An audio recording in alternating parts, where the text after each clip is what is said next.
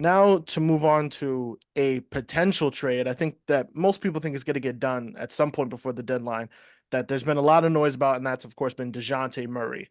Atlanta not doing well so far this season, 18 and 24. They're 9 and 15 since December 1st.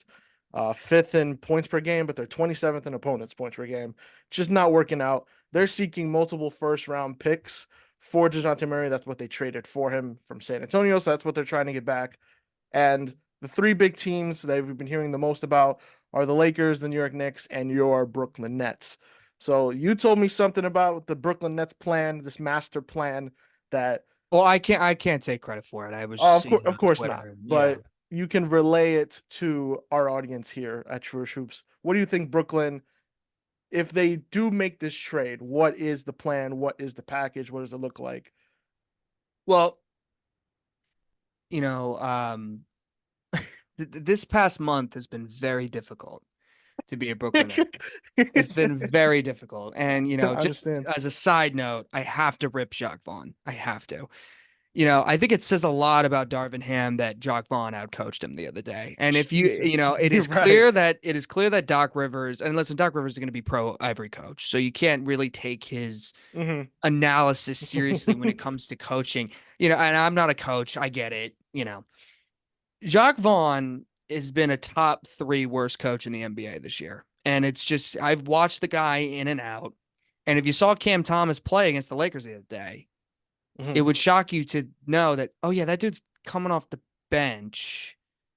And people think he's like Jamal Crawford, Lou Williams. He's not. His numbers are better when he starts.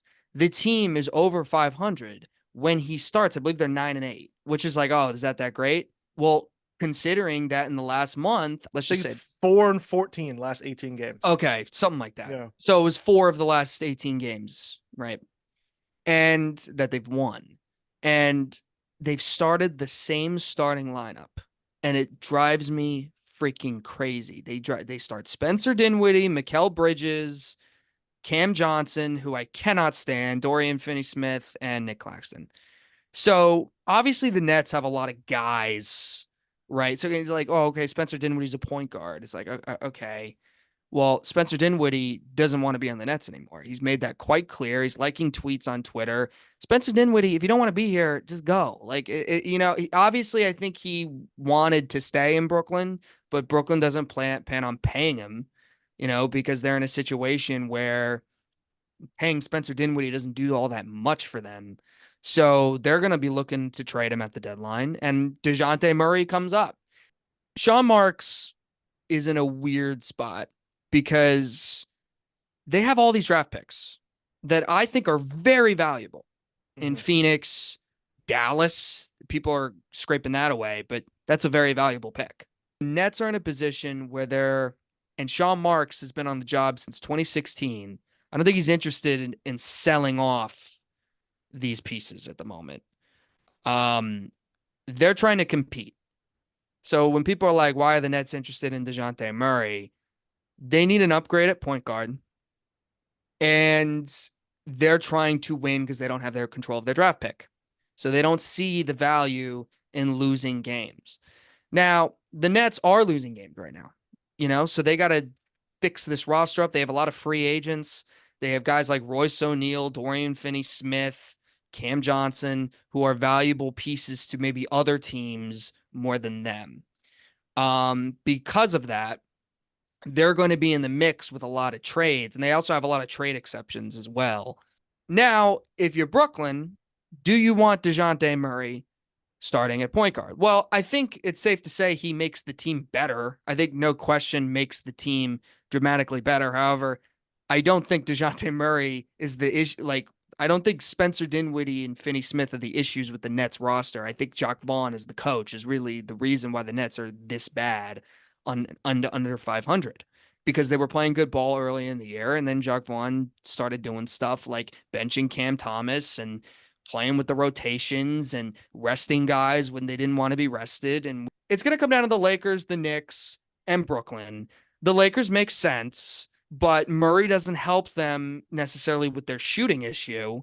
He just provides a point guard upgrade. I think it's still possible. I just don't think the Lakers are going to be willing to give up certain pieces to get Murray.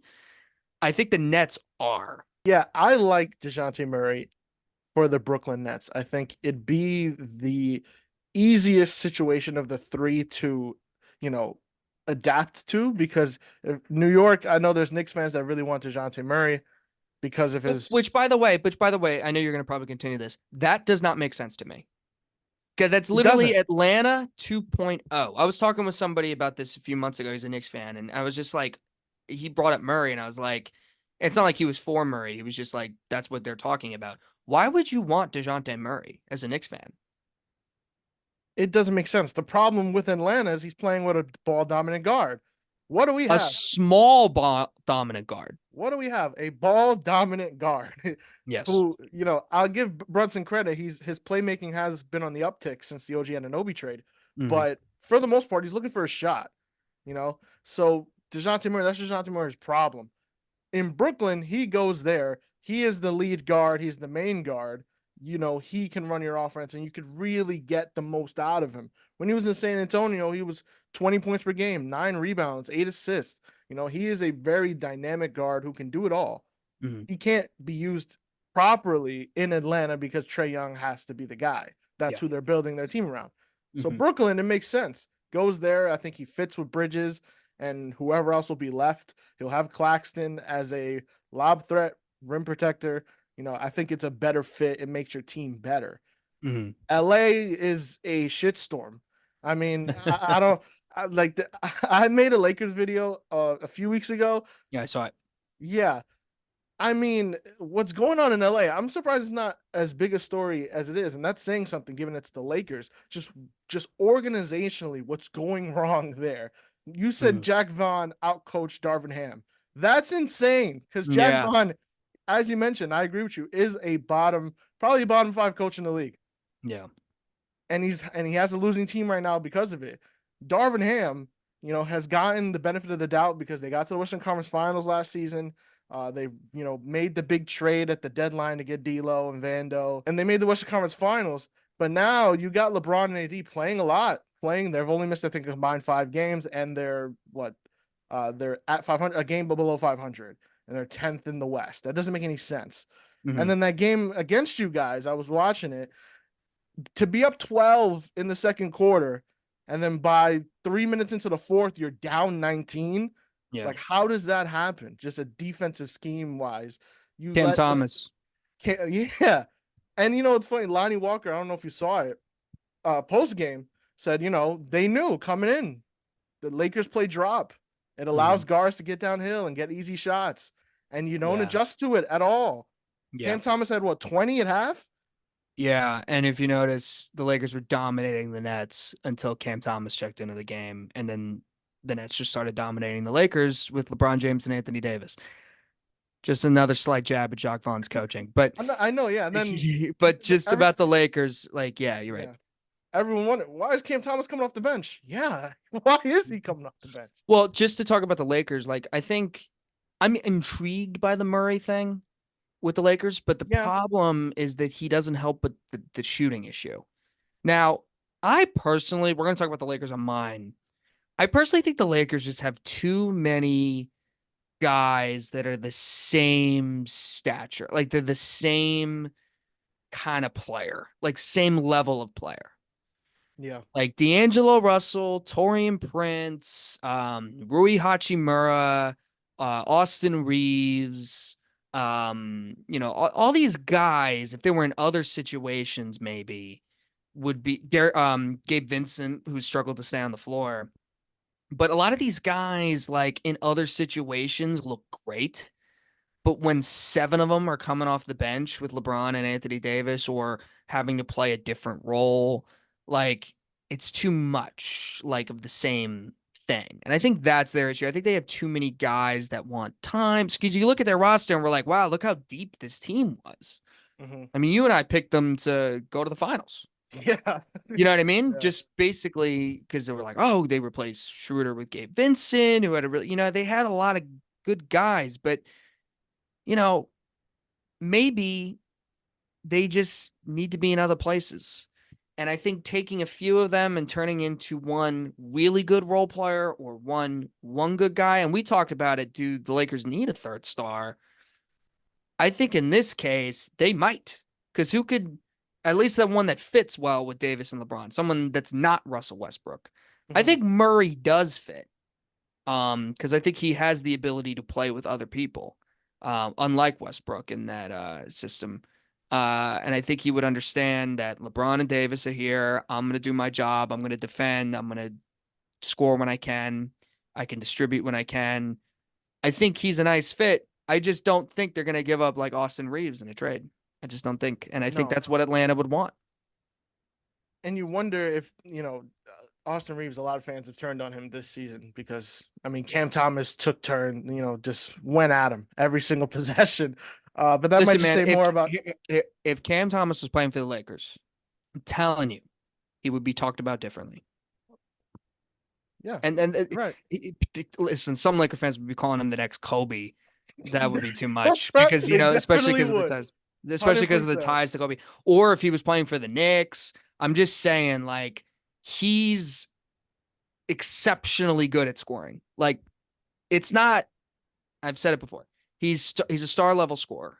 It's other stuff, but he did some of the other stuff okay the other day. So his numbers are actually better when he starts. So I've talked about Cam Thomas enough. Go ahead. I'll say this last thing about the Lakers. I think you're right. They have a lot of guys that do a lot of things not well. Like they do things okay. A lot of one-way guys. You got guys that can defend, like Vanderbilt, and then Yeah. you got guys that can score. So it's tough for Darvin Ham in his cluelessness to figure out what combination of these guys works. And that's why they've had so many different starting lineups. I mean, for God's sakes, they were starting Cam Reddish for a long stretch of games. The only reason he's not starting is because he's gone hurt. Yeah. Torian Prince hasn't been a reliable starter in years.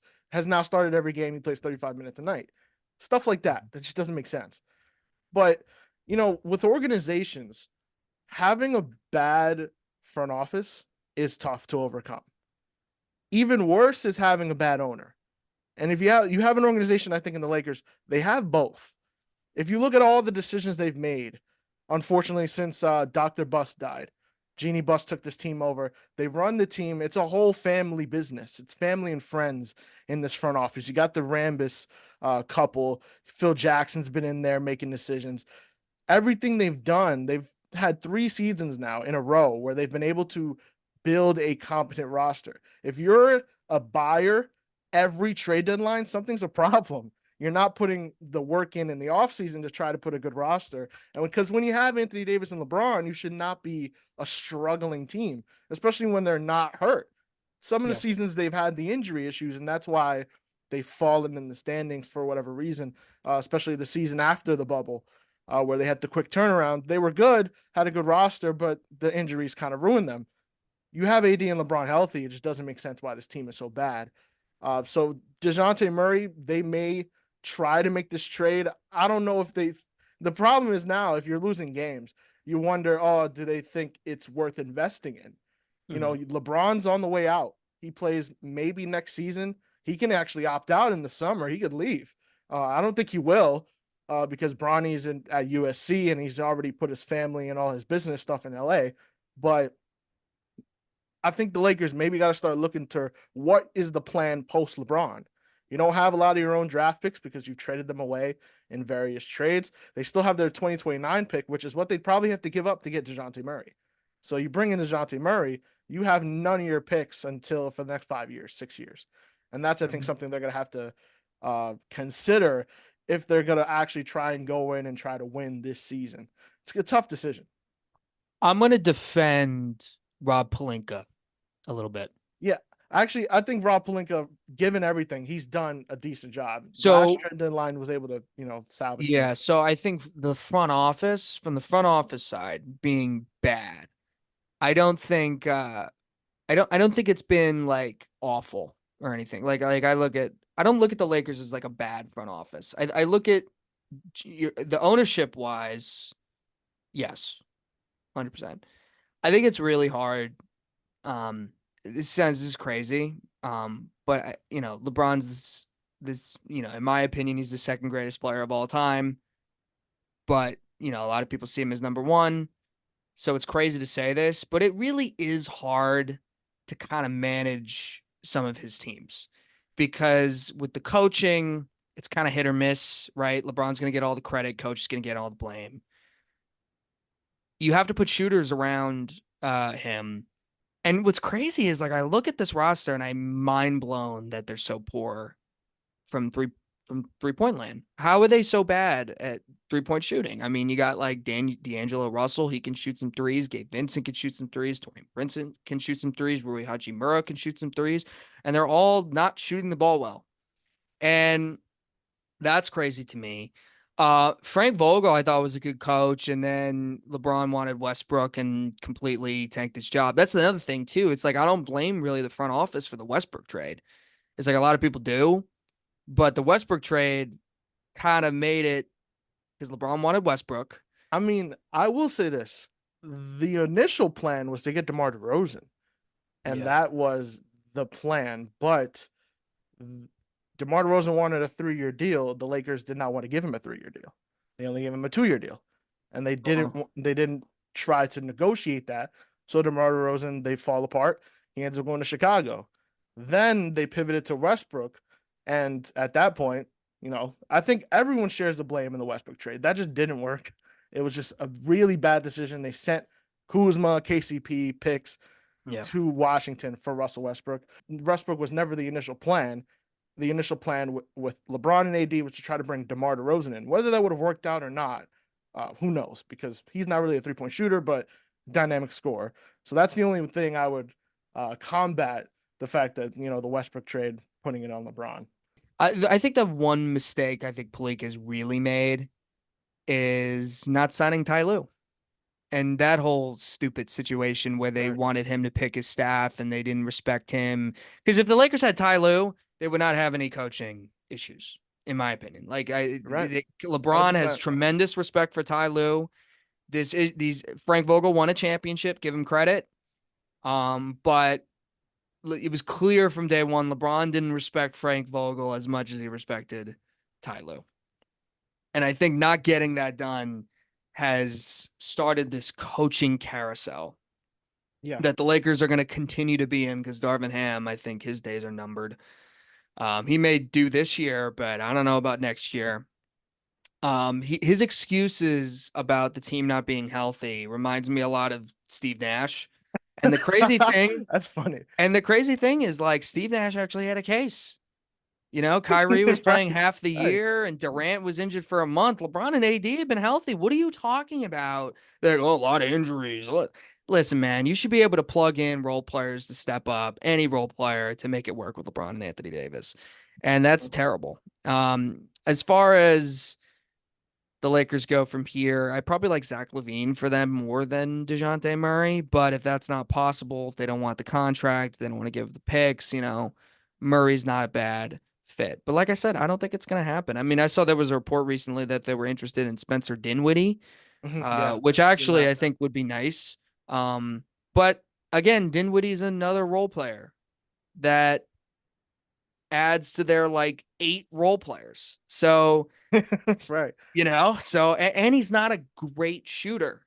That's another thing too. So like they're interested in Spencer Dinwiddie, but listen, I think Dinwiddie can play on a winning team. I don't know if D'Angelo Russell can.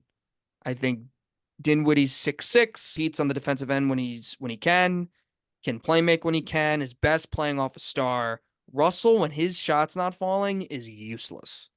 And makes a lot of boneheaded mistakes. Hmm. Dinwiddie's not that guy to me. So I think personally he's an upgrade over D'Angelo Russell. But in this case, that's not what the Lakers really need. They kind of need Russell's shooting. Yeah. So in this case, no, he's not an upgrade. If you haven't already, like, share, subscribe to the YouTube channel at Truish Hoops. You can check out other videos with James and also just with me. You can follow the podcast on TikTok at True Hoops. You can also listen to the JB podcast. I'll be on James's most recent episode when this comes out. I'll put all that information in the description. Be sure to check that out as well. I'd like to thank James for joining us again, and thank you guys for listening here on True Hoops.